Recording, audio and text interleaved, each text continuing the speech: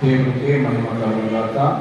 మన ప్రభువును ప్రియరక్షకుడును నజరేయుడైన యేసుక్రీస్తు నామమున మీ అందరికీ పునరుత్థాన దిన శుభములు తెలియజేస్తుంటున్నాను. ఇంతవరకు శ్రేష్టమైన స్తుతి ఆరాధనలో పాల్గొనే కృపను ధన్యతను మనకు అనుగ్రహించిన దేవాది దేవునికి వందనస్తులమై ఉంచున్నాము. హల్లెలూయా. చూడండి, లేఖనంలో నుండి ఒక మాటను చదువుకుందాం. మత్తయి సువార్త 12వ అధ్యాయము 12వ వచనాన్ని చదువుకుందాం. గొర్రె కంటే మనుష్యుడెంతో శ్రేష్ఠుడు కాబట్టి విశ్రాంతి దినమున మేలు చేయుట ధర్మమే అని చెప్పి ఆ మనుషునితో నీ చెయ్యి చాపమనెను. వాడు చెయ్యి చాపగా రెండవ దాని వలె అది బాగుపడెను. హల్లెలూయా. చూడండి, ఈ దినమున ప్రభు మనకు బోధిస్తున్నటువంటి వాక్య సారాంశము సత్యమైనది ఏంటనగా, గొర్రె కంటే మనుష్యుడెంతో శ్రేష్ఠుడు. విశ్రాంతి దినము యొక్క విశిష్టతను ప్రభువు చెప్పుతూ ఉంటున్నాడు. విశ్రాంతి దినం అనేది యూదులకు ఒక శ్రేష్టమైన దినము, చాలా ప్రాముఖ్యమైన దినము. వారు తూచా తప్పకుండా ఏ ప్రాంతంలో ఉన్నా, ఏ స్థలంలో ఉన్నా, ఏ సమయంలో, ఎలాంటి స్థితిలో ఉన్నా కానీ వారు ఆ యొక్క దినాన్ని శ్రేష్టమైన దినముగా పాటించి ఆరాధించేవారుగా వారు ఉంటున్నారు. కాబట్టి అలాంటి శ్రేష్టమైన విశ్రాంతి దినముల యొక్క విశిష్టతను ప్రభువునకు తెలిసి కూడా ఎందుకు మీరుచున్నాడు? ప్రభు యూదుడే కదా, ప్రభు యూదులలో నుండి జన్మించిన వాడే కదా.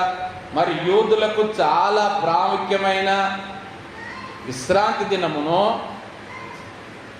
ప్రభు ఎందుకు ఆ విశ్రాంతి దినాన్ని మీరే రీతిగా ప్రవర్తిస్తున్నాడు? ఆ విశ్రాంతి దినమును మీరడం ద్వారా, అతిక్రమించడం ద్వారా అనేకులు ఆయనను ప్రశ్నించే ఆస్కారమును ఎందుకు కలిగిస్తున్నారు? అనేకులు ఆయనను తప్పుపట్టడానికి ఎందుకు అవకాశమును కలిగిస్తున్నాడు? తాను కూడా విశ్రాంతి దినమున వారందరితో పాటుగా సేద తీరితే సరిపోయేది కదా. వారందరూ ఏ పనులు కూడా చేయకుండా, వారందరూ ఏ రీతిగానైతే దేవుణ్ణి మహిమపరుస్తున్నారో, ఏ రీతిగా మహిమపరచడం, ఏ పని చేయకపోవటం కూడా ఆయనను మహిమపరచడం. కీర్తనకారుడు అంటాడు కదా, దేవా సీయోనులో మౌనముగా నుండుట నీకు స్తుతి చెల్లించుటే. మౌనముగా ఉండుట కూడా ఆయనకు స్తుతి చెల్లించుట. అంటే వీరు కూడా విశ్రాంతి దినమున మేము ఏ పని చేయట్లేదు అంటే మేము మా ప్రభుని స్తుతిస్తున్నాం, మా ప్రభుని ఘనపరుస్తున్నాం. ఎందుకు? ఆయన చెప్పిన రీతిగా ఆయన మాటకు లోబడుతున్నాం. అంటే ఆయనను ఆరాధించడమే, ఆయన ఆజ్ఞను మేము పాటిస్తున్నామంటే ఆయనను గౌరవించడమే. మరి వారందరూ, యూదులందరూ, ఇశ్రాయేల్ అందరూ, ధర్మశాస్త్రోపదేశకులందరూ, వారందరూ ఇంత ఖచ్చితంగా విశ్రాంతి దినాన్ని పాటిస్తుంటున్నప్పుడు ప్రభువెందుకు వారికి వ్యతిరేకంగా వెళ్తున్నారు? వారితో పాటు కలిసి వెళితే, వారితో పాటు నడిచి వెళితే ఈ ప్రశ్నలు ఎందుకు వస్తాయి? ఈ వ్యతిరేకతలు ఎందుకు వస్తాయి?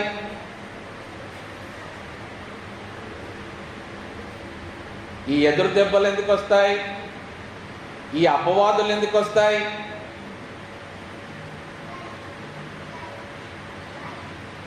గమనించుదాం, అసలు ఎందుకు ప్రభు వారికి వ్యతిరేకంగా వెళ్లాల్సి వచ్చింది?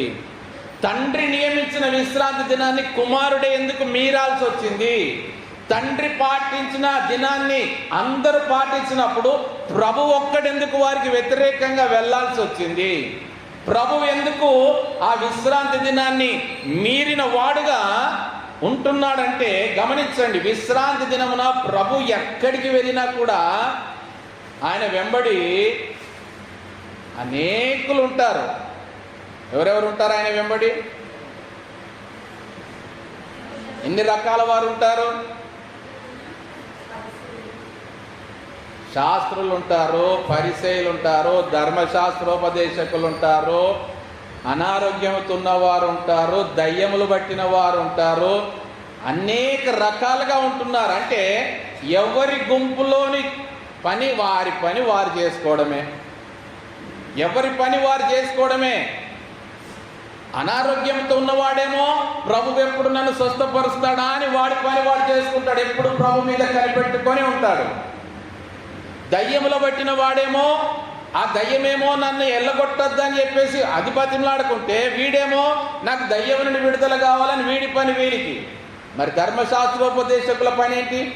ఎక్కడ ఏమి బోధిస్తాడా, ఆ బోధలో ఏమి తప్పు ఉందా, ఆ తప్పుని ఎలా పడదామా. ఈ శాస్త్రులు పరిచయాలందరూ విశ్రాంతి దినాన్ని సరిగా పాటిస్తున్నాడా, ఈయన నడవడి సరిగా ఉందా, ఈయన చేతులు సరిగా ఉన్నాయా, ఈయనని ఏ రీతిగా తప్పుపడదాం, ఇది వారి పని. ఎవరి పని వారు చేస్తున్నారు. అయితే గమనించండి, ప్రభు వారిని ప్రశ్నిస్తున్నాడు.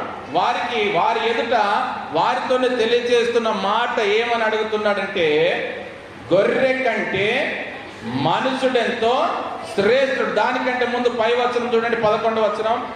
అందుకు ఆయన, మీలో ఏ మనుషునికైనానో ఒక గొర్రె ఉండి అది విశ్రాంతి దినమున గుంటలో పడిన ఎడల దాన్ని పట్టుకొని పైకి తీయడా, గొర్రె కంటే మనుషుడెంతో శ్రేష్ఠుడు.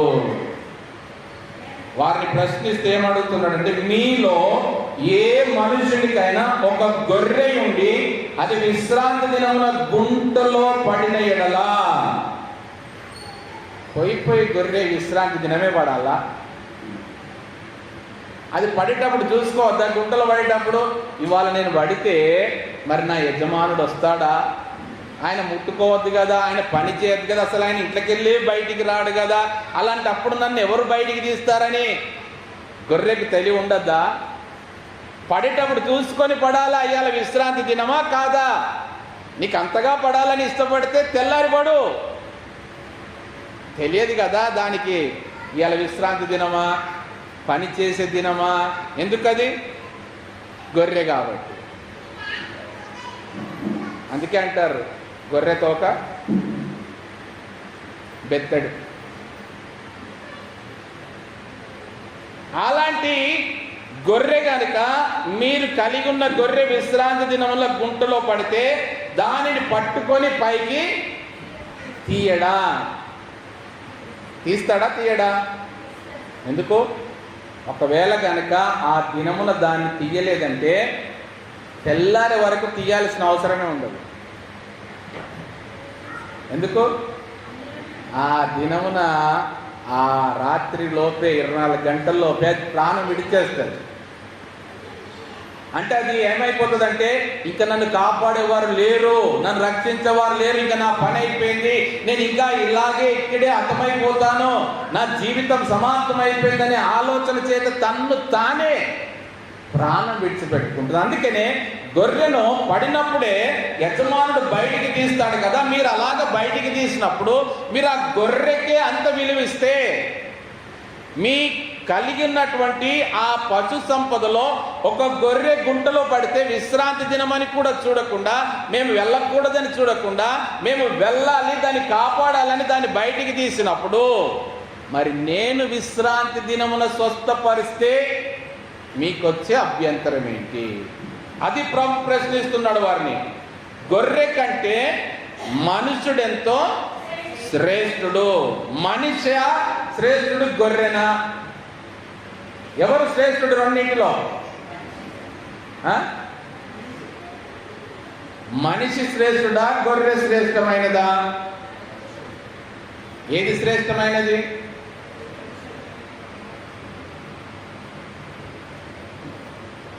మనుషులకేమో గొర్రెలు శ్రేష్టమైనవి, గొర్రెలకేమో మనుషులు శ్రేష్టమైన వారు. మరి ఆలోచనలు చూడండి, మనుషులేమో నా గొర్రె నాకు అది శ్రేష్టమైనది, ఎందుకు? దాని ద్వారా నాకు ఆదాయం ఉన్నది, దాని ద్వారా ఉన్ని వస్తుంది, దాని ద్వారా పాలు వస్తుంది, దాని ద్వారా సంతానం పిల్లలు పెరుగుతాయి. అవసరం అనుకుంటే దాన్ని అమ్మివేస్తే డబ్బులు వస్తాయి, కట్ చేసుకుంటే మాంసం వస్తుంది. కాబట్టి నాకు మనుషుల ద్వారా ఏమి రాదు, గొర్రెల ద్వారానే ప్రయోజనము. కాబట్టి మనుషుల దృష్టిలో గొర్రెలు శ్రేష్టమైనవి. అదే గొర్రెల దృష్టిలో నేను ఎంత గొర్రెనైతే నాకేం ప్రయోజనము, నన్ను పైకి తీసేవాడు ఒకటి లేకపోతే నా పాలు ఎవరికి, నా పిల్లలు ఎవరికి, నేను అమ్మితే వచ్చే పైసలు నన్ను ఎవరు కొంటారు, నేను ఈ గుంటలోనే పడి చనిపోతాను కదా. గొర్రెకేమో మనుషుడు శ్రేష్ఠుడు, మనుషులకేమో గొర్రె శ్రేష్టమైనది. ఇప్పుడు రెండింటిని కలిపి ప్రభు ప్రశ్నిస్తున్నాడు, మీ ఉద్దేశంలో మనిషి శ్రేష్టమైన వాడా, గొర్రె శ్రేష్టమైనదా? వారికి ఏం చెప్పాలో అర్థం అవ్వట్లేదు. ఏం చెప్పాలా? మనిషి శ్రేష్టమైన వాడంటే స్వస్థతలు జరిగించుకో, ఎందుకు ఆబ్జెక్షన్ చేస్తున్నావు? గొర్రె శ్రేష్టమైనదంటే గొర్రె కంటే మనిషి ప్రాణం ముఖ్యమైనది కదా, ఇదంటారు. ఇప్పుడు ఎలాగా అని చెప్పేసి వారు ప్రశ్నించుకుంటుండగానే ప్రభు మనకు బోధించేది ఏంటంటే, మనిషి గొప్పవాడా గొర్రె గొప్పదా అంటే ప్రభువే సెలవిస్తున్న మాట ఏంటంటే, గొర్రె కంటే మనుషుడెంతో శ్రేష్ఠుడు. ఇది దేవుని దృష్టిలో. ఎందుకు?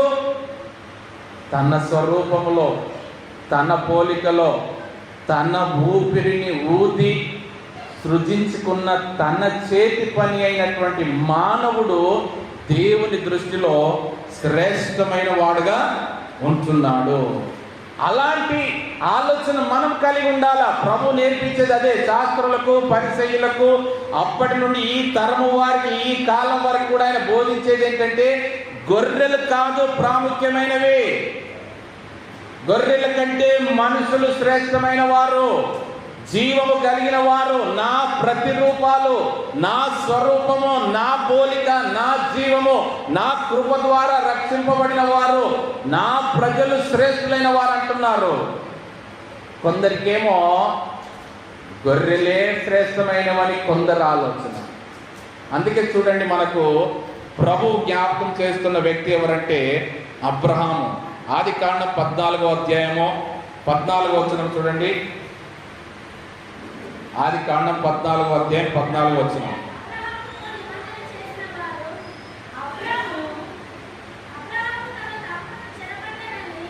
అబ్రాము తన తమ్ముడు చెరపట్టబడినని విని తన ఇంట పుట్టి అలవరచబడిన 310 మండుగురిని వెంట పెట్టుకొని దాను మట్టుకు ఆ రాజులను తరిమెను.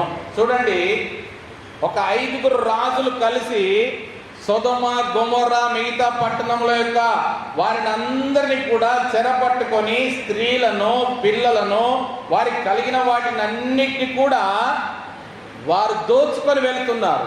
ఈ సమాచారము అబ్రాముకి వినబడింది. ఫలాని 5 రాజులు వచ్చారు, ఈ ఫలాని పట్టణముల మీద దోచుకొని వెళ్తున్నారు, అందులో నీ తమ్ముడు కూడా ఉన్నాడు. సొదొమ పట్టణంలో నివసిస్తున్నటువంటి నీ తమ్ముడు లోతును, అతని భార్యను, పిల్లలను, ఆస్తిని, సంపదను, పశువులన్నీ కూడా వాళ్ళు లాక్కెళ్ళిపోతున్నారని సమాచారం వినబడగానే, ఆయనకి ఇన్ఫర్మేషన్ రాగానే ఏం చేశాడు అబ్రాము? తన తమ్ముడు చెరపట్టబడనని విని తన ఇంట పుట్టి అలవరచబడిన ఎంతమంది? 318 మంది. గమనించండి, అబ్రాము తన ఇంటిలో ఎంతమందిని సిద్ధపరుచుకున్నాడు? 318 మంది. ఎవరు వీరు? తన ఇంటనున్న దాసుల, పనివారా? ఎవరు వీరు?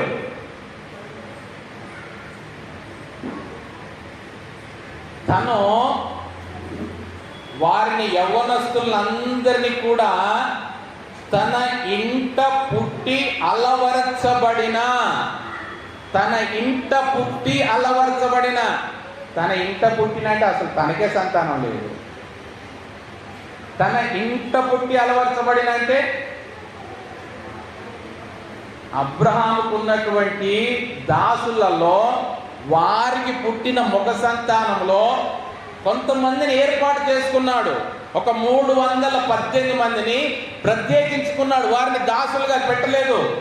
ఆ 318 మందిని సపరేట్ చేసి ఆయన తన ఇంట పుట్టిన యవనస్తులను అల్లవరచబడినారు. ఏ రకంగా? వారికి ఏ అలవాట్లు నేర్పించారు? వారిని ఏ రీతిగా తీర్చిదిద్దాడు? 318 మంది యవనస్తులను ఒక టీముగా, ఒక సమూహముగా తాను సిద్ధపరచుకున్నాడు. ఏ రీతిగా? విశ్వాసం ఎలా ఉండాలి, ప్రార్థన ఎలా చేయాలి, దేవుడు ఎవరు, దేవుని అందు ఎలాగ భయభక్తులు కలిగి ఉండాలి, దేవుని కొరకు ఎలాగ జీవించాలి, ఇవి నేర్పించాడా? ఇవి నేర్పించాడు. వీటితో పాటుగా యుద్ధము చేయడం నేర్పించాడు. వారికి ప్రత్యేకించి ఏం చేశాడంటే, మీరు ఇవన్నీ తన విశ్వాసాన్ని వారికి నేర్పిస్తున్నాడు, తన ప్రార్థన జీవితాన్ని నేర్పిస్తున్నాడు. వీటితో పాటుగా ఒకవేళ యుద్ధం వస్తే, ఒకవేళ మనం శత్రువులతో పోరాడవలసి వస్తే, ఒకవేళ రాజులను మనము ఎదిరించాల్సి వస్తే దానికి తగిన వారుగా ఉండాలని 318 మందిని సిద్ధపరిచాడు. మన క్రైస్తవులకు ఇది అర్థం కాదు. ఏమంటారంటే, మనం ప్రార్థన చేద్దాం, దేవుడే సైన్యాన్ని దింపుతాడు, దేవుడే యుద్ధం జరిగిస్తాడు, దేవుడే కార్యం జరిగిస్తాడు.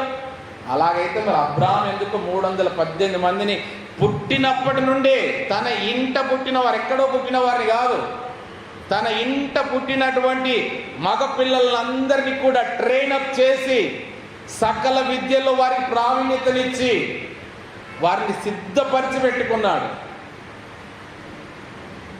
క్రైస్తవులు అంటారు, రాజకీయాలు మనకు పనికి రావండి, మనకు రాజకీయాలు ఎందుకండి, మనం భయభక్తులు కలిగిన వారమండి, దేవుడే చూసుకుంటాడండి. మరి వాళ్ళు రాజకీయ నాయకులై ఉండి వాళ్ళు శాసనములను మనకు వ్యతిరేకంగా తయారు చేస్తున్నప్పుడు ఎవరు మాట్లాడేవారు ఉన్నారు? అబ్రహాము ముందు చూపు కలిగిన వాడు. దేవుడు రమ్మన్నప్పుడు వచ్చాడు, దేవుని మీద విశ్వాసం ఉంచాడు, రాబోయే పరిస్థితులు కూడా ముందే ఎరిగి వారిని సిద్ధపరిచాడు. యుద్ధము చేయడానికి 318 మందిని వెంట పెట్టుకొని దాను మట్టుకు ఆ రాజులను తరిమెను. వారితో వెళ్ళి తరిమాడు. చూడండి, తర్వాత వారిని అందరినీ కూడా విడిపించుకొని తిరిగి వచ్చినప్పుడు జరిగిన కార్యం ఏంటంటే 21వ వచనం చూడండి. సొదొమ రాజు మనుష్యులను నాకిచ్చి ఆస్తిని నీవే తీసుకొనుమని అబ్రాముతో చెప్పగా, సొదొమ రాజు ఒక డీల్ ఏర్పాటు చేశాడు. ఒక డీల్కి వచ్చాడు. ఏమని? నీ దగ్గర 318 మంది ఉన్నారే, వారిని నాకు ఇచ్చే అబ్రామా, నీకు ఎంత కావాలి ఆస్తి అంతా తీసుకో. ఈ 5 రాజుల దగ్గర ఉన్నటువంటి మనము మళ్ళీ తిరిగి కొల్లబెట్టుకొని తీసుకొచ్చాం కదా, ఈ ఆస్తి అంతా తీసుకో, నాకు మాత్రము ఆ 318 మంది మనుషులను నాకు ఇవ్వమంటున్నాడు. ఎందుకు? నా దగ్గర ఉన్నారయ్యా సైనికులు పనికిరాని వారు, నా దగ్గర ఉన్నారు సైన్యాధిపతులు పనికిరాని వారు, వారి ద్వారా మాకు విజయం రాలే.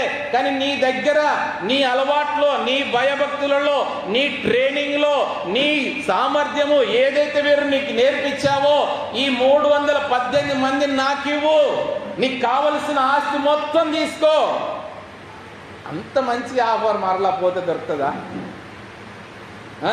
318 మంది మనుషులు తన పిల్లల కాదే, తన ఇంట్లో కేవలం పుట్టి పెరిగిన వారిని, ట్రైనప్ చేసిన వారిని అమ్మేసే అవకాశం వచ్చేసింది.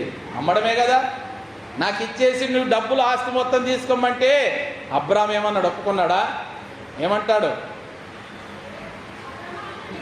అబ్రాహాము, నేనే అబ్రాహామును ధనవంతునిగా చేసి తినని నీవు చెప్పకున్నట్లు ఒక నూలు పోగైనను చెప్పుల వారైనను నీ వాటిలో ఏదైనా తీసుకొనని ఆకాశములకు భూమికి సృష్టికర్తయును సర్వోన్నతుడును దేవుడునైన యెహోవా ఎదుట నా చెయ్యి ఎత్తి ప్రమాణము చేసి ఉన్నాను. వద్దు, నీ దగ్గర నుండి ఒక్క నూలు పోగవద్దు. నీ ఆస్తి నాకొద్దు, నీ సంపద నాకొద్దు. ఎందుకో? నేను నా మనుషులను విడిచిపెట్టడానికి ఇష్టపడట్లేదు. ఆ 318 మంది నేను ఇవ్వను. నువ్విచ్చిన ధనంతో నేను ధనవంతుని అవుతానని అనుకుంటున్నావేమో.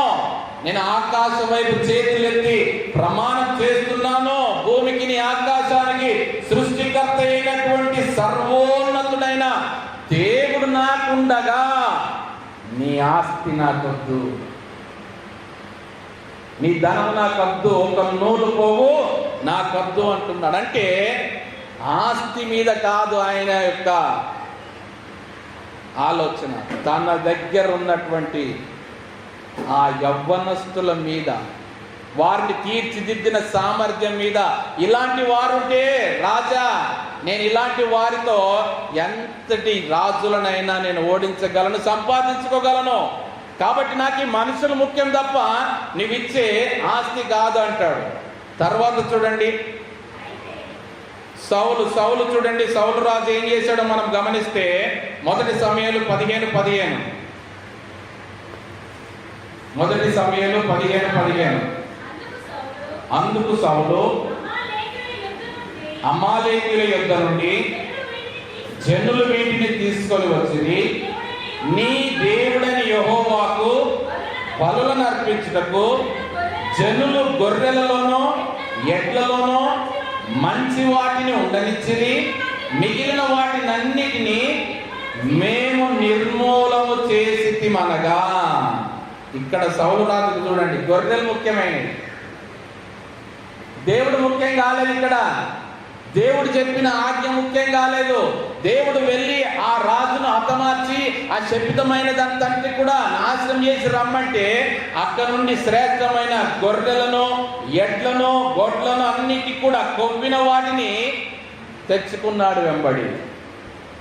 సమూయేలుకు దేవుడు రాత్రి ముందుగానే ప్రకటించాడు, వెళ్ళు, నా మాట వినని సౌలు, నాకు లోబడని సౌలు, నేను చెయ్యొద్దని చెప్పిన కార్యములు చేసి చెప్పినది చెయ్యకుండా చెయ్యనిది చెప్తున్నాడని నువ్వు వెళ్ళమంటే సమూయేలు వస్తే అంటున్నాడు, అమాలేకీయుల యొద్ద నుండి జనులు వీటిని తీసుకొని వచ్చారంట. నీ ఆజ్ఞ లేకుండానే, నీ అనుమతి లేకుండానే, నీ పర్మిషన్ లేకుండానే జనులు తీసుకొని వచ్చారా? మరల ఇంకా చూడండి ఏమంటున్నాడో, నీ దేవుడైన యెహోవాకు బలులను అర్పించుటకు. ఎవరి దేవుడట? ఎందుకు సౌలుకు దేవుడు కాదా యెహోవా? ఎవరి దేవుడు? ప్రవక్తకు దేవుడా? సమూయేలుకు మాత్రమే దేవుడా? నిన్ను అభిషేకించిన వాడెవరు? నిన్ను ఏర్పాటు చేసుకున్న వాడెవరు? నీ ఒక బెన్యామీని గోత్రములకు చెందిన వాడవు. నీవు జన్మతః దేవుని జనాంగంలో నుండి జన్మించిన వాడవు. అలాంటి వాడవు నీవు గాడిదలను వెతికేటప్పుడు నిన్ను దేవుడు పిలుచుకొని ఏర్పాటు చేసుకొని తీసుకొచ్చి నిన్ను సింహాసనం మీద కూర్చుని పెట్టి రాజుగా అభిషేకిస్తే ఇప్పుడు నీ దేవుడు ఏమయ్యాడు? ఒక అన్యురాలు చెప్తుంది. ఎవరు అన్యురాలు? నీ దేవుడే నా దేవుడని. ఏ అన్యురాలు? ఏ దేశంలో చెందిన అన్యురాలు? మోయాబీయురాలు. ఆమె అన్యురాలు చెప్తుంది నీ దేవుడే నా దేవుడని. కానీ ఇక్కడ బెన్యామీనుడు చెప్తున్నాడు నా దేవుడు కాదు, నీ దేవుడైన యెహోవాకు. ఎందుకు? నీ దేవుడైన యెహోవాకు బలులు అర్పించడానికే నేను ఇవి తీసుకొచ్చాను. గొర్రెల్లోనూ ఎడ్లలోనూ మంచి వాటిని ఉండనిచ్చాను. నీ దేవుడు ఏమయ్యాడు? నిన్ను సృజించిన వాడు, నిన్ను అభిషేకించిన వాడు, నిన్ను రాజుగా నియమించిన వాడు నీకెందుకు దూరం అయ్యాడు? ప్రవక్తతో సమూయేలుతో అంటున్నాడు నీ దేవుడైన యెహోవాకు బలులను అర్పించుటకు. కానీ ప్రభు సెలవిస్తున్న మాట చూడండి, సమూయేలు ద్వారా 22వ వచనంలో అంటున్నాడు, అందుకు సమూయేలు తాను సెలవిచ్చిన ఆజ్ఞను ఒక్కడు గైకొనుట వలన యెహోవా సంతోషించినట్లు ఒకడు దహన బలులను అర్పించడం వలన ఆయన సంతోషించిన. ఆలోచించుము, బలులు అర్పించట కంటే ఆజ్ఞను గైకొనుటయు పొట్టేళ్లకు అర్పించట కంటే మాట వినుటయు శ్రేష్టము. ఇది ప్రభు సెలవిస్తున్న మాట. ఆయనకు గొర్రెలు కాదు ముఖ్యం, ఆయనకు దహన బలులు కాదు ముఖ్యం, ఆయనకు బలులు కాదు ముఖ్యం. వాటిని బట్టి ఆయన సంతోషించడు. బలులు అర్పించట కంటే ఆజ్ఞను గైకొనుట, పొట్టేళ్లకు అర్పించట కంటే మాట వినుట శ్రేష్టము. ఇది నేర్చుకోమంటున్నాడు సౌలు రాజుతో సమూయేలు. నువ్వు ఎంతసేపటికి దేవుని కొరకు ఇన్ని గొర్రెలు తీసుకొచ్చాను, దేవుని కొరకు ఇన్ని ఎడ్లను తీసుకొచ్చాను, దేవుని కొరకు బలులు అర్పించడానికి క్రొవ్విన వాటిని, శ్రేష్టమైన వాటిని అంటే, అబ్రహాం అంటున్నాడు నాకు ఆస్తి కాదు ముఖ్యం, మనుషులు ముఖ్యం అంటున్నాడు. ఇక్కడ సౌలు అంటున్నాడు నాకు గొర్రెలు ముఖ్యం, నీ దేవుడు కాదు ముఖ్యం అంటున్నాడు. ప్రభు అంటున్నాడు నాకు బలులు కాదు ముఖ్యం, నా మాట వినుట ముఖ్యం, నా ఆజ్ఞను గైకొనటం ముఖ్యం. అంతే తప్ప నీ దహన బలులు కాదు నన్ను సంతోషపెట్టేటివి. నాకు మనుషులు ముఖ్యం, నా మాటకు లోబడేటువంటి మనుషులు ముఖ్యం తప్ప వారు అర్పించేటువంటి గొర్రెలు కాదు. విశ్రాంతి దినమున యూదులకు ఎంతో ప్రాముఖ్యమైనది. మరి విశ్వాసులకు ఏది ప్రాముఖ్యమైనది? యూదులకేమో విశ్రాంతి దినము ప్రాముఖ్యమైనది, విశ్వాసులకు ఏది ప్రాముఖ్యమైనది? ఏ దినం ప్రాముఖ్యమైనది? ఆదివార దినము, ప్రభువు దినము. విశ్వాసులకు, యూదులకైతేనేమో వారు ఇప్పటికీ ఆ క్యాలెండర్ ప్రకారంగా 7వ దినము విశ్రాంతి దినమే వారికి ప్రాముఖ్యమైనది. విశ్వాసులకు ఆదివారము ప్రాముఖ్యమైనది. ఎందుకంటే ఆదివారము ప్రభు దినము, అది ప్రభు దినముగా గుర్తించబడింది, ప్రభువు పునరుత్థానుడైన దినము. అందుకే ఆ ఒక్క వారం గురించి మాత్రమే రాయబడింది. విశ్వాసులకు ప్రభు దినము ప్రాముఖ్యమైనది. ఎందుకనంటే ఆదివారమున ప్రభువు తన స్వరమును వినిపించే దినము. ఆదివారం ఎందుకు విశ్వాసులకు ప్రాముఖ్యమైనదంటే ఆయన స్వరాన్ని వినిపించే దినము. ప్రకటన గ్రంథం చూడండి, 1వ అధ్యాయం 9-10 వచనంలో, నీ సహోదరుడును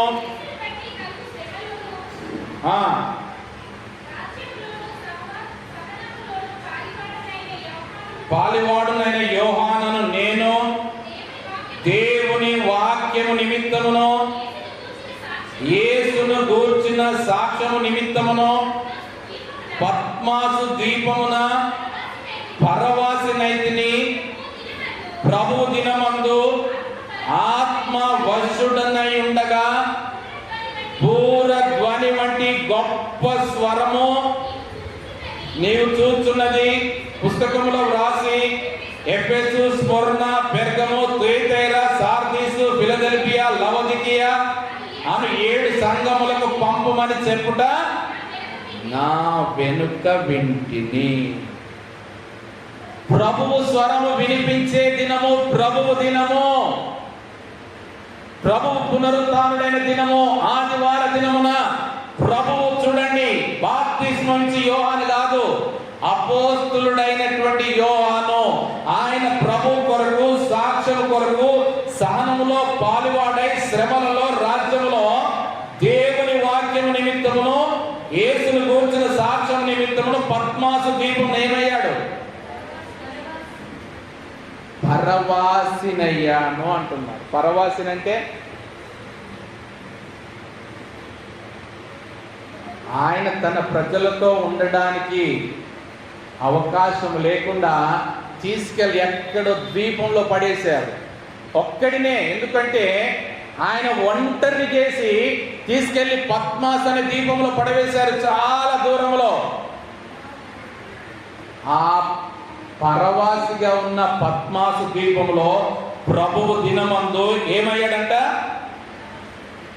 ప్రభు దినమందు ఏమయ్యాడు? ఆత్మవశుడనై ఉండగా బూరధ్వని వంటి గొప్ప స్వరము నేను వింటిని. దేవుని స్వరము, గొప్ప బూర స్వరము ఎప్పుడు వినబడింది?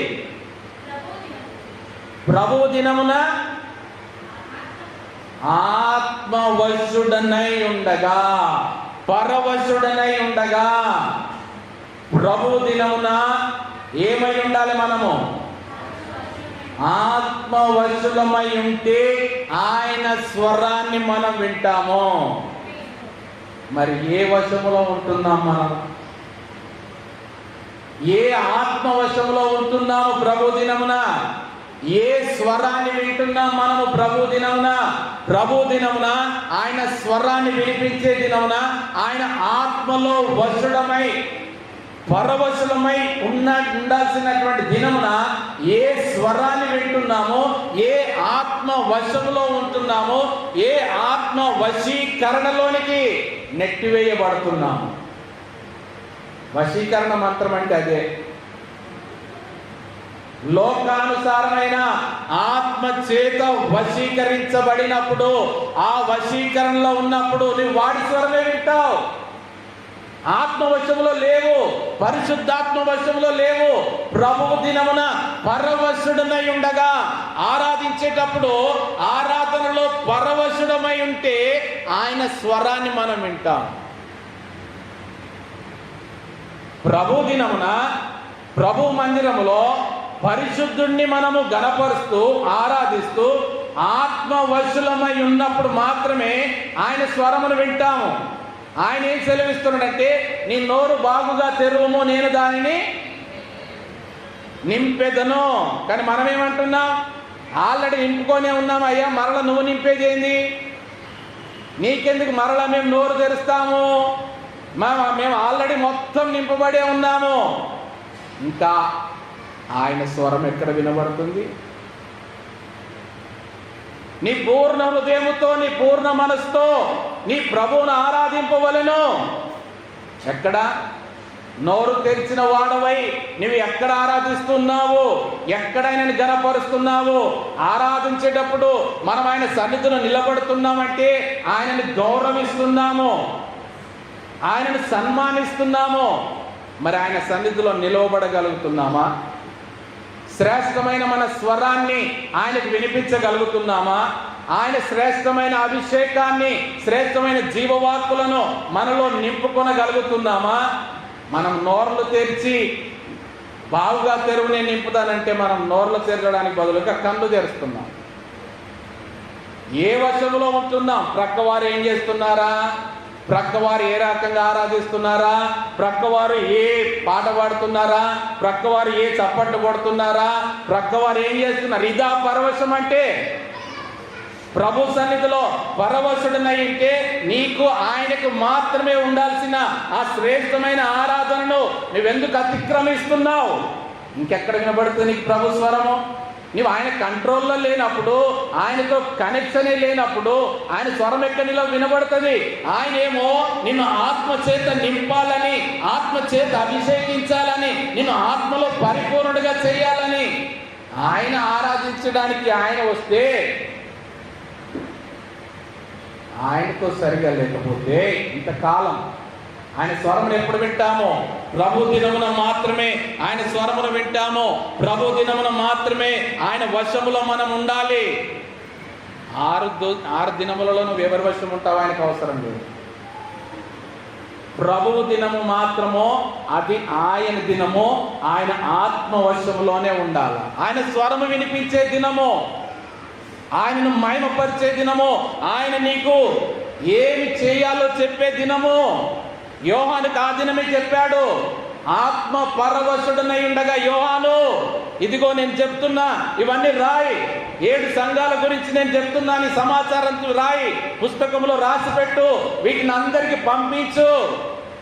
మరి అప్పుడు యోహాను అడగాలి కదా, ఏంటి ప్రభువా, అక్కడ దేశంలో అంతమంది ఉంటే నన్ను ఇక్కడ ఒక్కటిగా ఉన్నటువంటి నన్ను రాయమంటున్నావు, పుస్తకం రాయమంటున్నావు, ఈ పుస్తకం అక్కడికి ఎలా పోతుంది? మన ప్రశ్న. నన్నేమో తీసుకొచ్చి ఒంటరి వాణిగా చేశావు, పరవాసిగా ద్వీపంలో పడేసావు, ఎవరు లేరు, అసలు తెల్లారితే నేను ఉంటానో లేదో, నేను ఏ క్రూర మృగానికి నేను ఆహారం అయిపోతానో, నేను జీవిస్తానా లేదో తెలియదు, తిరిగి నేను మరల నన్ను ఎవరైనా తీసుకొని వెళ్తారా, నా ఇంటికి చేరుతానా కూడా నాకు అర్థం కాని పరిస్థితి. నీవేమో నేను చెప్తున్నా, నువ్వు రాయమంటున్నావు. కానీ మనలా ప్రశ్నించలేదు యోహాను. చిత్తం ప్రభువా అన్నాడు. ఆయన చెప్తుండగానే ఈయన రాస్తూ ఉంటూ వెళ్తున్నాడు. అతి పరవశుడనై ఉండడం అంటే ఆయన ఏం చెప్తున్నాడో నీవు వినగలగాలి, ఆయన చెప్పిన రీతిగా నీవు చేయగలగాలి. ప్రభు దినమున ఆయన మనల్ని దర్శించే దినము. చూడండి, యోహాను సువార్త 20వ అధ్యాయము 19-20 వచనము. ఆదివారము సాయంకాలమున శిష్యులు యూదులకు భయపడి తాము కూడి ఉన్న ఇంటి తలుపులు మూసుకొని ఉండగా యేసు వచ్చి మధ్యలో నిలిచి, మీకు సమాధానము కలుగును గాక అని వారితో చెప్పెను. ఆయన అలాగూ చెప్పి వారికి తన చేతులను ప్రక్కను చూపగా శిష్యులు ప్రభువును చూచి సంతోషించిరి. ప్రభువు దినమున ఆయన ప్రత్యక్షమయ్యే దినము. ప్రభు దినమున ఆయన అద్భుతములు జరిగే దినము. ప్రభు దినం అనగా మనమందరము ఆయన సన్నిధిలో కూడుకునే దినము. ఆనాడు ఆదివారం సాయంకాలమున శిష్యులందరూ కూడా యూదులకు భయపడి తాము కూడి ఉన్న ఇంటి తలుపులు మోసుకొని ఉండగా, తలుపులన్నీ మోసుకొని ఉండగా కూడా ఏం జరిగింది? అద్భుత రీతిగా ప్రభు వారి మధ్యలో ప్రత్యక్షమయ్యారు. నీ తలుపులన్నీ మోసుకొని ఉన్నావు, ఎవరు రాలేరు, ఎవరు రాకూడదు, యూదులకు భయపడుతున్నారు. యూదులు వచ్చి ఎక్కడ మమ్మల్ని కూడా చంపివేస్తారో, ఎందుకంటే మేము ఆయన శిష్యులము కదా, మేము ఆయనతో కలిసి తిరిగిన వారం కదా, ఆయనతో ఉన్నవారం కదా, ఆయననే అలాగ చేస్తే మమ్మల్ని విడిచిపెడతారా అని భయపడిపోయి తలుపులన్నీ మూసుకొని ఉన్నప్పుడు ప్రభువు వారి మధ్య ప్రత్యక్షమై ఉంటున్నాడు. అద్భుత రీతిగా వారి మధ్య ప్రత్యక్షమై ఆయన వారికి ఏం చూపెడుతున్నాడు? మీకు సమాధానము కలుగును గాక అని వారితో చెప్పెను. ఆయన అలాగూ చెప్పి వారికి తన చేతులను ప్రక్కన చూపగా శిష్యులు ప్రభువును చూచి సంతోషించిరి. ఆయన చేసి ముగించిన కార్యాన్ని మరలా వారి ఎదుట ప్రత్యక్షపరచుకొనవలసి వచ్చింది. ఎందుకో? నమ్మట్లేదు, నమ్మకం లేదు. ప్రభువు 3.5 సంవత్సరములు వారితో తిరిగి వారికి బోధించి వారికి జ్ఞాపకం చేసి చివరి దినాల్లో కూడా చెప్తున్నాడు, ఇదిగో కాలము సమీపించినది, మనుష్య కుమారుడు అప్పగించబడబోతున్నాడు, ఆయనను సిలువ వేస్తారు, 3వ దినమున ఆయన తిరిగి లేస్తాడు అని చెప్పినా కూడా నమ్మకం లేని స్థితిలో ఉన్నారు. 10 మంది. అందుకొరకు ప్రభువు వారికి ప్రత్యక్షపరచుకొని వారికి చేతులను ప్రక్కను కాళ్ళను చూపెట్టి, చూడండి ఇదిగో నా శరీరంలో కలిగిన గాయములను చూడండి, నేనే. ఎందుకు? ఒకవేళ గాయం లేకపోతే నువ్వేనా ప్రభువా? నమ్మరేమో అనుకొని గాయములతో ప్రభు వారిని ప్రత్యక్షపరుచుకున్నాడు. అప్పుడు వారు చూచి ఆయనను చూచి సంతోషించారు. అంతవరకు ఉన్న భయం అంతా ఏమైపోయింది? తొలగిపోయింది. అంతవరకు భయపడుతూ కూర్చున్నారు. కానీ ఎప్పుడైతే ప్రభు ప్రత్యక్షమయ్యాడో, ఎప్పుడైతే వారికి సమాధానము కలుగును గాక అని ప్రకటించాడో, ఎప్పుడైతే వారికి తన్ను తాను ప్రత్యక్షపరచుకున్నాడో, వారికి అందరికీ సంతోషము కలిగింది. ప్రభువు దినమున అద్భుతములు జరిగే దినము, ప్రభు దినమున తన్ను తాను ప్రత్యక్షపరచుకునే దినము, ప్రభు దినమున సంతోషం అనుగ్రహించబడే దినము. ప్రభు దినమునకున్నటువంటి ఇన్ని శ్రేష్టమైన ప్రత్యేకతలను గమనించండి. తండ్రి, కుమారుడు, పరిశుద్ధాత్ముడు ముగ్గురు కూడా ఈ విశ్రాంతి దినాన్ని, ప్రభు దినాన్ని ప్రతిష్ఠించారు.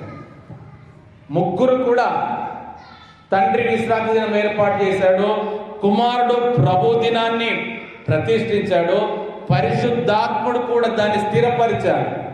ఎక్కడ పరిశుద్ధాత్ముడు ఎక్కడ స్థిరపరిచాడు? పెంతెకోస్తు పండుగ దినము. పెంతెకోస్తు అంటే ఎంత నంబర్? 50. 7 వారాలు లెక్కించి 7 ఏళ్ళు ఎంత? 49. ఆ 49 విశ్రాంతి దినములు అయిపోయిన తర్వాత వచ్చే దినము 50వ దినము ఆదివారము. విశ్రాంతి దినం అంటే ఏ దినము? శనివారము. శనివారము విశ్రాంతి దినం యూదులకు. అలాంటివి 7 విశ్రాంతి దినాలు లెక్కబెట్టి 49 దినములు అయిపోయినాక మరుసటి దినమే 50వ దినమే ఆదివార దినమే ప్రభు దినముగా పరిశుద్ధాత్ముడు కుమ్మరింపబడి 49 + 1 50వ దినమున ఆదివారాన్ని ఆయన ప్రతిష్ఠించి ఆత్మ చేత నింపినాడు. అనగా ఆదివారము దినమున ఆత్మ చేత నింపబడే దినము. నమ్మిన వారు గట్టిగా చప్పట్టుకొని ప్రభుని కనపరుచుదాం. ఆదివారం దినమున ఎందుకు మందిరానికి వెళ్ళాలండి? ఆదివారం దినమున వెళ్ళకపోతే ఏమవుతుందండి? ఆదివారం దినమున మందిరానికి వెళ్తే ఏం జరుగుతుంది?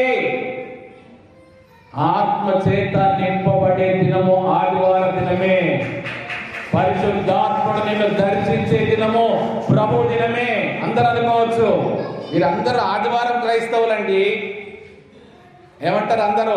వీళ్ళు ఆదివారం మాత్రమే గుడిలో కనబడతారండి, వీరంతా ఆదివారం క్రైస్తవులే అంటారు. అనుకోనియండి, ఆదివారం క్రైస్తవులం అనబడినా కూడా మనము ఆశీర్వాదమైన క్రైస్తవులము. మనము ఆదివారం క్రైస్తవులు మాత్రమే కాదు, ఆశీర్వాదకరమైన క్రైస్తవులముగా మనం ఉంటున్నాము.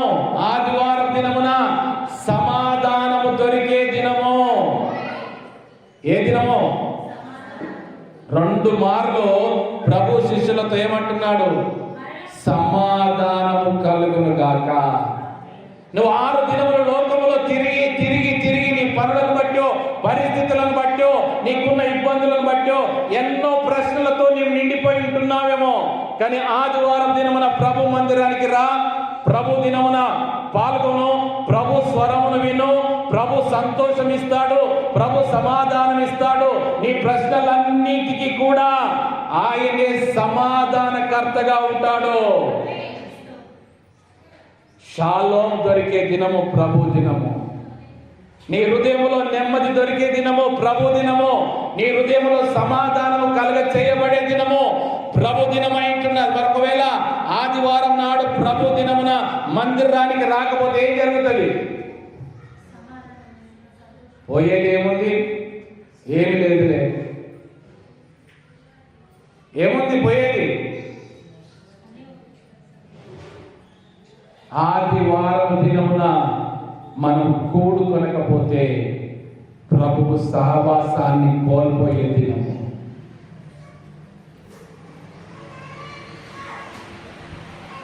ఆ దినమున ప్రభు వారిని దర్శించినప్పుడు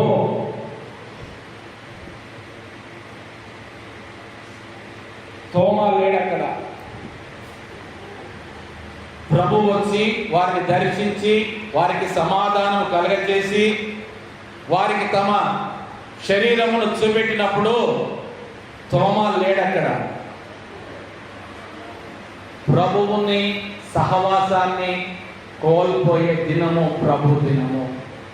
మనం సహవాసములో కూడుకొనకపోతే మనం ఏం కోల్పోతున్నామంటే ప్రభుని కోల్పోతున్నాం, ఆయన సహవాసాన్ని కోల్పోతున్నాం. మనం అనుకుంటున్నాం కదా, ఈ ఆదివారం నాడు మందిరానికి వెళ్ళకపోతే ఏమవుతుందిలే, మనకి ఎన్నో పనులు ఉన్నాయి, తర్వాత చూసుకోవచ్చు అంటే తర్వాత ప్రభు దొరకడు. ప్రభువు నీతో సహవాసం చేయడానికి మందిరములో నిలిచి ఉండిన దినము ఆదివార దినము. ఆయన నిన్ను దర్శించే దినము, నీకు సమాధానం ఇచ్చే దినము, నీకు సంతోషం ఇచ్చే దినము, నీ కొరకు ఆయన పడినటువంటి గాయములను నీకు ప్రత్యక్షపరచుకునే దినము. ఆయన సహవాసాన్ని నీవు కోల్పోతావు. మరలా తిరిగి నీకు ఆ సహవాసం కావాలంటే ఎన్ని రోజులు వేచి ఉండాలా? మళ్ళీ ఎన్ని రోజులు వేచి ఉండాలా? ప్రభువు తోమాను తిరిగి దర్శించడానికి 8 దినములు వేచి ఉండాల్సి వచ్చింది. తన సహవాసానికి దూరమైన తోమాను దర్శించడానికి 8 దినములు మరలా వేచి ఉండాల్సి వచ్చింది. ఎందుకు? మధ్యలో దొరకడా తోమా అడ్రస్ ప్రభుకి తెలియదా? డైరెక్ట్గా వెళ్ళి తోమాని కలిస్తే సరిపోయేది కదా. మరలా ఆదివారం సాయంకాలమున మరలా శిష్యులందరూ కూడా తోమాతో కలుసుకొని వచ్చి కూడుకునేంత వరకు ప్రభు వెయిట్ చేయాలా? నిజంగా 10 మంది కంటే తోమానే గ్రేట్. ప్రభువుని స్పెషల్గా పిలిపించుకున్నాడు. ఆయన కోసం ప్రభు 8 దినములు వెయిట్ చేశాడు. ప్రభు మరలా దర్శిస్తున్నాడు తోమాను. 8వ దినం అంటే రీబిగినింగ్, తిరిగి ప్రారంభము, పునఃప్రారంభము. 2024 సంవత్సరము మొదటి దినంలో ప్రభు మన జ్ఞాపకం చేశాడు. 8వ దినం అంటే రీబిగినింగ్, పునఃప్రారంభము. తోమాను మరలా మొదటి నుండి ప్రారంభిస్తున్నాడు. ఎందుకు? ఏమైంది?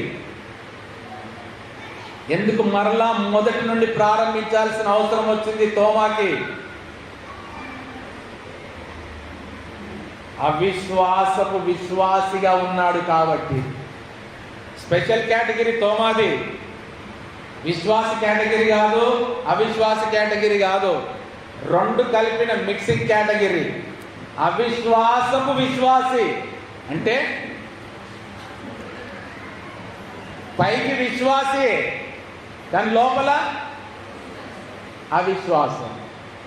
పైకి శిష్యుడే, యేసు ప్రభుతో తిరిగిన వాడే, యేసు ప్రభు చేత అభిషేకించబడిన వాడే, యేసు ప్రభు ఏర్పాటు చేసుకున్న వాడే, యేసు ప్రభు ద్వారా అన్ని నేర్చుకున్న వాడే.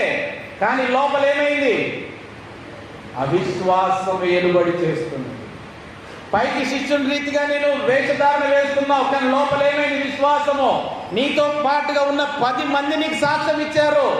అవునయ్యా, మేము చూసామయ్యా, ప్రభు వచ్చాడయ్యా, ప్రభువుని మేము చూసాము, ప్రభు మాట విన్నాము, ప్రభు శరీరములో గాయములను చూసాము, ఆయన మాతో కలిసి భోజనం చేశాడు, మేము ఆయనకు చేపలను ఇచ్చాము. పిల్లలారా, తినటకు మీ దగ్గర ఏమైనా ఉన్నదా అంటే చేపలను కూడా ఇచ్చాము, ప్రభు తిన్నాడంటే నేను నమ్మను. ప్రభు గాయములు అలాగే ఉన్నాయంటే నేను నమ్మను. ప్రభు ఎలాగొచ్చాడు? మేము తలుపులు వేసుకున్నా వచ్చాడు. తలుపులు వేసుకుంటే ప్రభు ఎలాగొస్తాడు? నేను నమ్మను.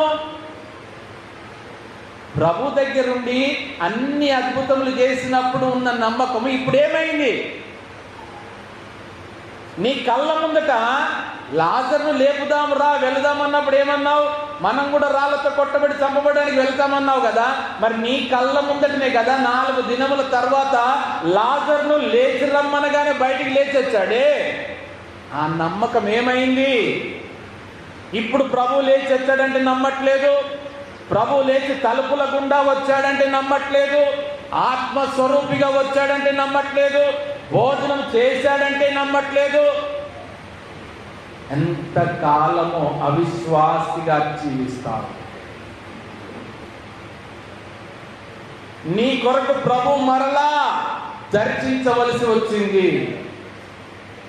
అప్పుడు అంటున్నాడు, నేను ఆయన ప్రక్కలో, ఆయన గాయములలో నా వేలు పెట్టి చూస్తేనే కానీ. అంటే ఆయన ఉద్దేశం ప్రకారం ఏంటంటే, మనం స్కిట్లు వేస్తాం కదా, మనం స్కిట్లు వేసినప్పుడు ఏం చేస్తాం, పైన పెయింట్ పెడతాం. రక్తం లెక్క మార్కు ఉండాలంటే పెయింట్ పెడతాం. అందుకని నేను వట్టిగానే అది రక్తం మరకలాగా గాయంలాగా ఉంటే నేను చూసి నమ్మా, అది నిజమైన గాయమేనా, ఆ గాయంలో ఆ ప్రక్కలో నా వ్రేళ్ళు పెట్టి చూస్తేనే కానీ నమ్మను. ఇవాళ రేపు గమనించండి, వాట్సాప్లో వచ్చే మెసేజ్లు అయితే గుడ్డిగా నమ్ముతాం, కానీ ఫోన్లలో ఎవరో అనామకులు పెట్టేటువంటి మెసేజ్లను గుడ్డిగా నమ్ముతాం, కానీ బైబిల్ గ్రంథంలో రాయబడిన మాటలు మాత్రం నమ్మమే. 24 గంటలు ఫోన్ పట్టుకొని 24 గంటలు అందులో వచ్చే వాటి అన్నిటిని చూసి నమ్ముతామే. అదే మనం తోమా కేటగిరీ అంటే, అవిశ్వాసము విశ్వాసి. అందుకే చూడండి, తిమోతికి పౌలు గారు రాస్తున్నటువంటి మాట 2వ పత్రిక 3వ అధ్యాయం 5వ వచనం. 2వ తిమోతి 3వ అధ్యాయం 5వ వచనం. పైకి భక్తి గల వారి వలె ఉండి దాని శక్తిని ఆశ్రయించని వారునయుందురు, ఇట్టి వారికి పాలివాడవై ఉండుము. ఎలా ఉండాలంట, ఇట్టి వారికి విముఖుడవై ఉండుము. తోమా లాంటి వారికి దూరంగా ఉండు. పైకి భక్తి గల వారి వలె ఉంటున్నారు, కానీ లోపల దాని శక్తిని ఆశ్రయించని వారునై ఉన్నారు. నేను ఆయనను చూస్తేనే గాని, నేను ఆయన గాయంలో వేలు పెడితేనే గాని ఆయన లేచి వచ్చినాడని నేను నమ్మను. అలాంటప్పుడు పైన భక్తి ముసుగు ఎందుకు నీకు? భక్తి పరుల్లాగా వేషధారణ ఎందుకు? సౌలు రాజుగా నిన్ను అభిషేకించింది అందుకేనా? ఎందుకొరకు? అలాంటి వారికి ఓ తిమోతి దూరంగా ఉండుమని పౌలు గారు చెప్తున్నారు. పైకి భక్తి గల వారిగా ఉంటే సరిపోదు, లోపల దాని శక్తిని ఆశ్రయించిన వారై ఉండాల. నీవు ఆయన భక్తి గలవాడవని నీవు ఆయన సన్నిధిలో ఆరాధిస్తే ఆయన శక్తిని నీవు గుర్తించేవాడుగా ఉండాలి. అలాంటి వారికి విముఖుడవై ఉండుమని సెలవిస్తున్నాడు. 8వ నంబరు రీబిగినింగ్ 2024 టోటల్గా 8 నంబర్ అని చెప్పాము. ఆ 2024లో ఉన్నటువంటి నంబర్, లాస్ట్ నంబర్ ఎంత? 24. 24 దేనికి సూచన? 24 దేనికి సూచన? ఒక దినమునకు సూచన. ఈ దినము 24 గంటలు ప్రభువు దినము, సజీవులముగా ఆయనను ఆరాధించే దినముగా ఏర్పాటు చేసుకోవాలా. రేపటిని గురించి చింతించకండి అని ప్రభు చెప్తున్నాడు. ఈ దినమును మీరు ఆశీర్వాదకరంగా ఉండండి. రేపటి గురించి మీరు చింతించకండి. ఈ దినమున మీకు అనుగ్రహించబడింది. ఈ దినమున ప్రభు దినమున మీకు కావలసినవన్నీ కూడా పొందుకోనండి. రేపటి గురించి మీరు చింతించకండి. ఎందుకు?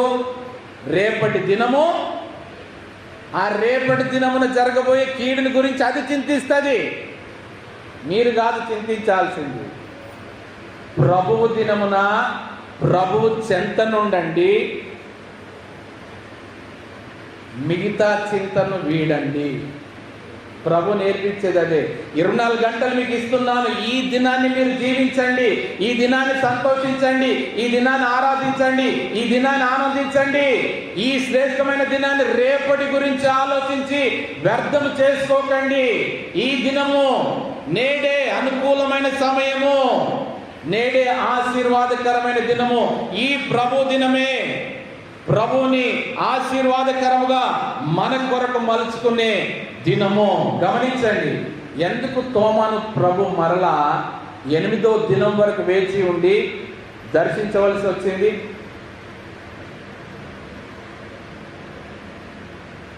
తోమాను ఎందుకు 8 దినముల వరకు ప్రభు వేచి ఉండి మరలా దర్శించవలసి వచ్చింది? అలాంటి వారి మధ్యకే వెళ్ళి నువ్వు సేవ చేయాల్సి ఉన్నది తోమా.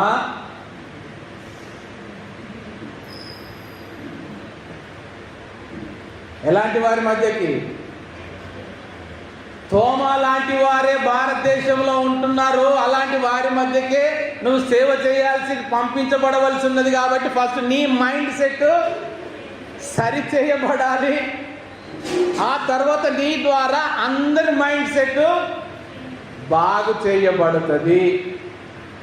ఆయన మనస్సును సరి చేయడానికి ప్రభువు తోమాను దర్శిస్తున్నాడు. ఆయన మనసులో ఉన్నటువంటి అవిశ్వాసపు ఆలోచనలు తీసివేయడానికి.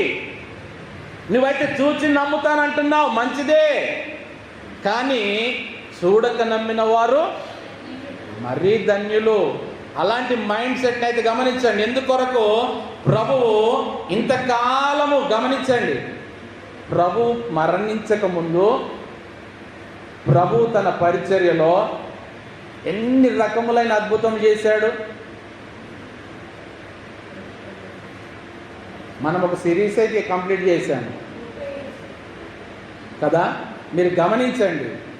అందులో ఎక్కువ అద్భుతములు కొన్ని అంటే ప్రకృతి మీదనో సృష్టి మీద కాకుండా అందులో మెజారిటీ పర్సంటేజ్ ఆ అద్భుతములు ఎక్కడ వేటి మీద చేయబడ్డాయి?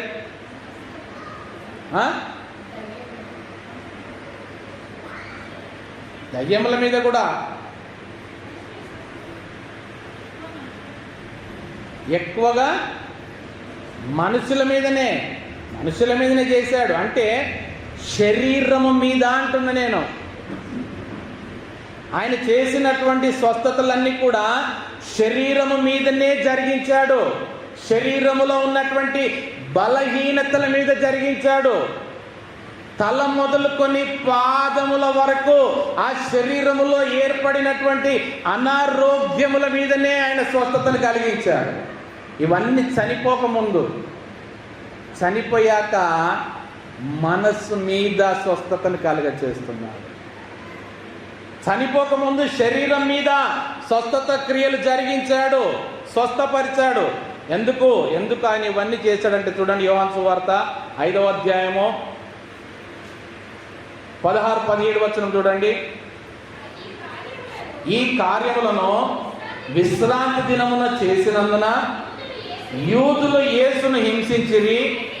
అయితే యేసు, నా తండ్రి ఇది వరకు పని చేయుచున్నాడు, నేను చేయుచున్నానని వారికి ఉత్తరం ఇచ్చెను. వారు అడిగారు, ఈ కార్యములన్నీ విశ్రాంతి దినమున చేసినందున యూదులను హింసిస్తూ ఎక్కువగా బాధ పెడుతుంటే ప్రభు అంటున్నాడు కదా, నా తండ్రి ఇది వరకు. తండ్రి ఏం చేస్తున్నాడట? ఇది వరకు పని చేయుచున్నాడు, నేను చేయుచున్నానని వారికి ఉత్తరం ఇచ్చెను. తండ్రి ఏం చేస్తున్నాడంట? తండ్రి ఏం చేస్తున్నాడు?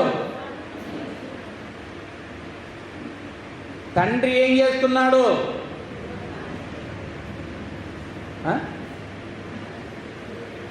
ప్రభు చెప్పిన మాట ఏమంటున్నాడు? నా తండ్రి ఇది వరకు పని చేయుచున్నాడు, నేను చేయుచున్నానని చెప్పాను. మరి అలాగైతే తండ్రి అయిన దేవుడు 6 దినముల సృష్టి అంతా చేసి 7వ దినమున ఏం చేశాడు? విశ్రమించెను. మరి విశ్రాంతి అయిపోయాక మరలా పనిచేయడం ఏంది?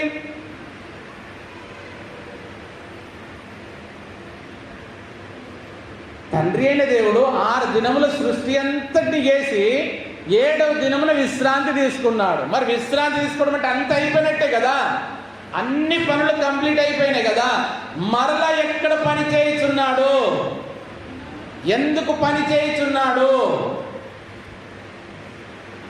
ఎందుకంటే విశ్రాంతి దినమును ఆదాము డిస్టర్బ్ చేశాడు. తండ్రి నియమించిన విశ్రాంతి దినాన్ని ఆదాము డిస్టర్బ్ చేశాడు. తండ్రికి మరలా తిరిగి పని కల్పించాడు. ఎందుకు? ఆజ్ఞాతి క్రమమే పాపము, పాపం వలన వచ్చు జీతము మరణము. ఆ మరణం ఏలుబడి చేయబడిన ఈ శరీరాన్ని మరలా తిరిగి స్వస్థపరిచే పని అప్పగించాడు ఆదాము. దేవా, నీవు నన్ను సృజించి విడిచిపెడితే అయిపోద్ది అనుకున్నావా?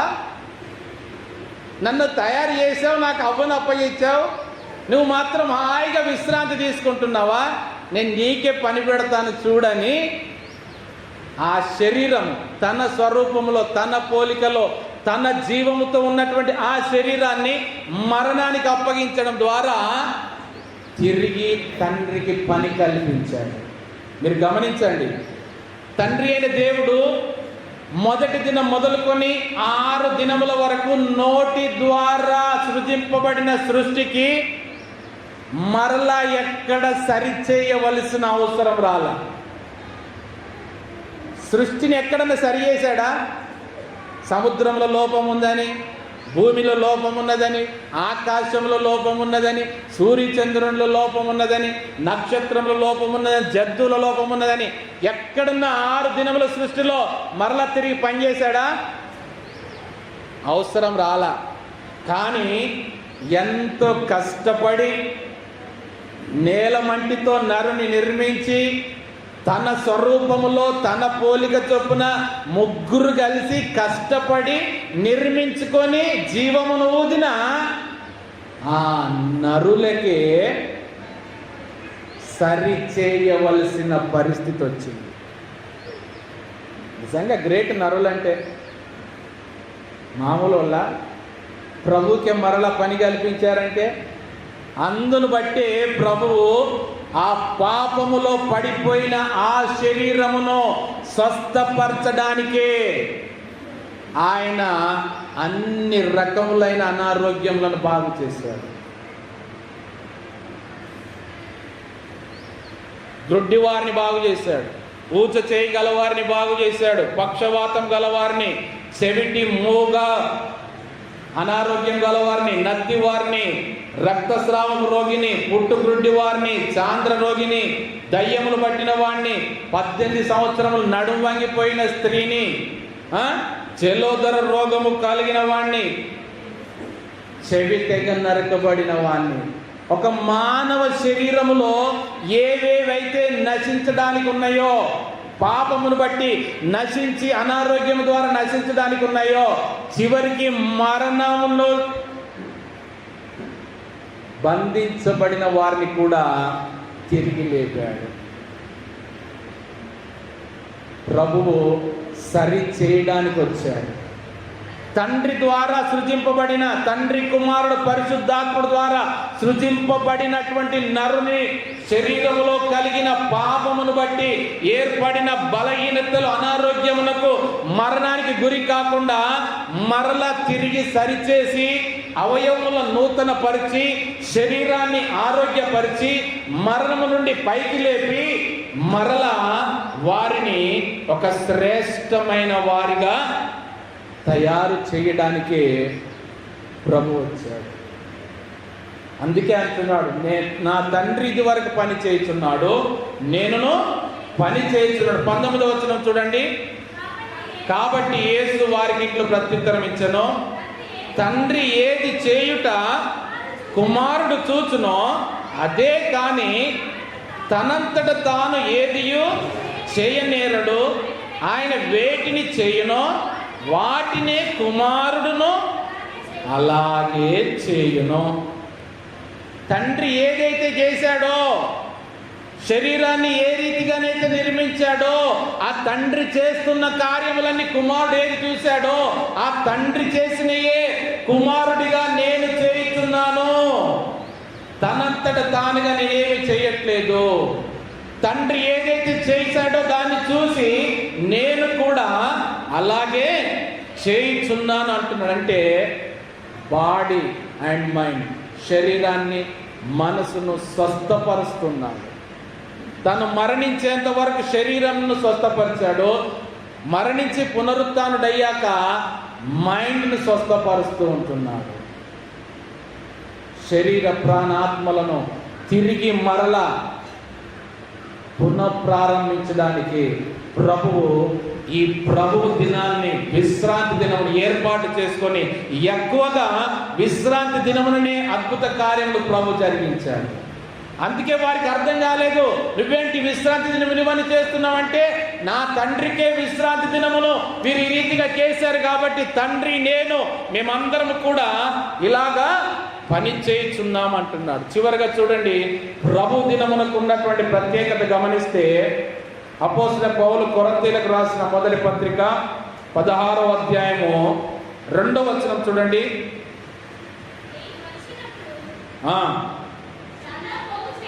చందా పోగు చేయకుండా ప్రతి ఆదివారమున మీలో ప్రతివాడును తాను వర్ధిల్లిన కొలది తన యొద్ద కొంత సొమ్ము నిలువ చేయవలెను. ఆదివార దినమున ప్రభువునకు కానుకలు సమర్పించే దినము. దేవుని పిల్లలముగా దేవుడు మనకు నేర్పించిన రీతిగా ప్రభు సెలవిచ్చాడు, కైసరువి కైసరునకు, దేవునివి దేవునికి చెల్లించండి. అది చెల్లించాల్సిన దినము ఆదివార దినము, అది సమర్పించవలసిన దినము ప్రభు దినము. మీరు గడిచిన దినములన్నిటిలో ఎంతగా వర్ధిల్లారో ప్రతి ఆదివారమున మీలో ప్రతి వాడును తాను వర్ధిల్లిన కొలది. ఎలాగివ్వాలంట? వర్ధిల్లిన కొలది. ఎంతగా నీవు వర్ధిల్లుతున్నావో అంతగా అందులో నుండి ఆయనకు సమర్పించే దినము. ఆయన చేసిన మేలును బట్టి, ఆయన నిన్ను వర్ధిల్ల చేసిన విధానం బట్టి ఆయనకు కృతజ్ఞతగా ఆయన సన్నిధిలో సమర్పించుకునేటువంటి దినము, ఆశీర్వాదముల కొరకై మనము విత్తబడే దినము ప్రభు దినము. అలాంటి ప్రభు దినాన్ని, ఇన్ని రకములుగా ఉన్నటువంటి ఆశీర్వాదములను అనుగ్రహించే ఇంత గొప్ప ఆదివారమును నిర్లక్ష్యము చేసిన ఎడల ఏ రీతిగా ఆశీర్వాదములు పొందుకునేదమో పౌలు గారు ఎవ్రీ సంఘంతో అంటాడు, ఇంత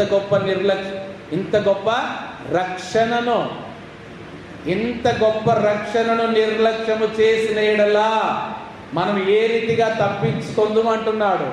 మరి ఇంత గొప్ప ఆశీర్వాదకరమైన ప్రభు దినమును నిర్లక్ష్యము చేసిన ఎడలా మనము ఏ రీతిగా ఆశీర్వదింపబడతామో మనల్ని మనం పరిశీలించుకోవాలి. అందుకే చూడండి, సిలువలో ప్రభువైన యేసుక్రీస్తు పలికిన 7 మాటల్లో ఒక మాట, 6వ మాట ఏంటి? సమాప్తమైనది అంటున్నాడు. ఏంటి సమాప్తమైనది? యోహాను 17:4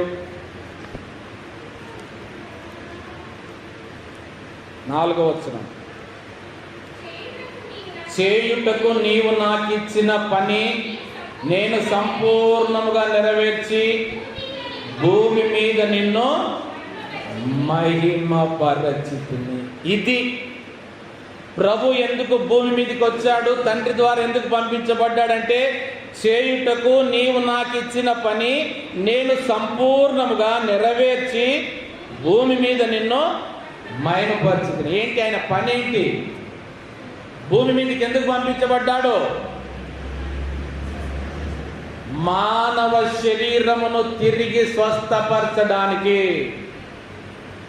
ఏదైతే త్రియేక దేవుడు నిర్మించిన ఆ శ్రేష్టమైన శరీరము ఆజ్ఞాతిక్రమముగా పాపముగా మారిపోయిందో దానిని సరిచేయడానికి మనుష్య కుమారునిగా భూమి మీదకి పంపించబడి ఆ మానవ శరీరములను పైనుండి క్రింది వరకు స్వస్థపరిచి మరణం నుండి తిరిగి లేపుట కొరకే నేను పంపించబడ్డాను. నేను సంపూర్ణముగా నెరవేర్చాను, నీ చిత్తాన్ని నేను ముగించాను అంటున్నాడు. అందుకే సిలువలో సమాప్తమైనదని పలుకుతున్నాడు. ప్రభువు దినమును ఆయన ప్రతిష్ఠించాడు. ఈ ప్రతిష్ఠితమైనటువంటి ప్రభువు దినాన్ని మనము నిర్లక్ష్యం చేస్తే, మనము ప్రభు యొక్క ఆత్మవశులము కాకుండా లోకానుసారమైనటువంటి ఆత్మవశులముగా మనం ఉన్నట్లయితే, ప్రభు నీ కొరకు సిద్ధపరిచిన ఈ శ్రేష్టమైన ఆశీర్వాదాలు నీవు పొందుకోవడానికి నీ కొరకు నియమించిన ఈ శ్రేష్టమైన వాగ్దానాలన్నీ కోల్పోతే మరలా తిరిగి పొందుకోవడం చాలా కష్టం. మరలా నీవు ఎదురు చూడవలసిన పరిస్థితి. రైట్ టైంలో రైట్ ప్లేస్లో కనుక నీవు ఉండగలిగితే నిన్ను ఒక ఆశీర్వాదకరమైన స్థితిలో ప్రభు ఉంచడానికి ఇష్టపడుతూ ఉంటున్నాడు. సంఘములతో ఆత్మ చెప్పుచున్న మాట చెవి గలవాడు వినుగాక.